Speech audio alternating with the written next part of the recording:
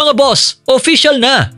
Si Klay Thompson ay tuluyan ng ipinakilala bilang bagong player ng Miami Heat at mukhang determinado siyang gumawa ng bagong chapter sa kanyang NBA career. At ang pinaka-interesting, redemption season mismo ang tawag ni Klay sa paparating na season.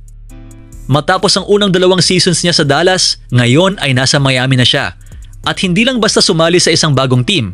Sumali siya sa isang roster na may Giannis Antetokounmpo, Bam Adebayo, Bobby Portis, Tim Hardaway Jr. at Andrew Wiggins. Mga boss, ibang klase ang lineup na ito. Sa kanyang introduction, malinaw ang sinabi ni Klay. Marami pa siyang gustong patunayan. At malaking factor sa pagpunta niya sa Miami ang pagkakataong maglaro ng high-level basketball at magkaroon na playoff run. Alam naman natin kung ano ang dala ni Klay. Shooting. Elite 3-point shooting. At kahit hindi na siya yung Klay Thompson noong Prime Warriors days, nananatili pa rin ang isa sa pinaka-importanting weapon niya, ang kakayahang mag-stretch ng defense.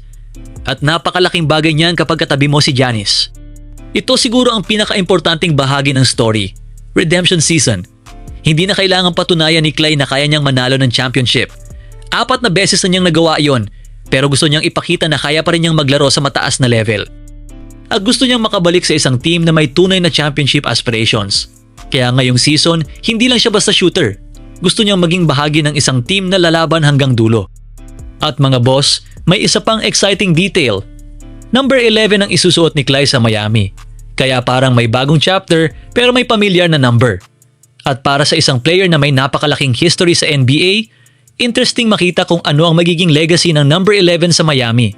Lalo na kung magkaroon siya ng malaking playoff moments kasama sina Giannis at Bam. May personal reason din kung bakit espesyal ang pagpunta ni Klay sa Miami. Mas malapit siya ngayon sa kanyang pamilya at sa Bahamas. At may connection din ang kanyang pamilya sa Miami. Ang kanyang father na si Michael Thompson ay nag-aral sa Miami Jackson Senior High School. Kaya hindi lang basketball ang dahilan kung bakit exciting para kay Klay ang bagong chapter na ito. May family connection din.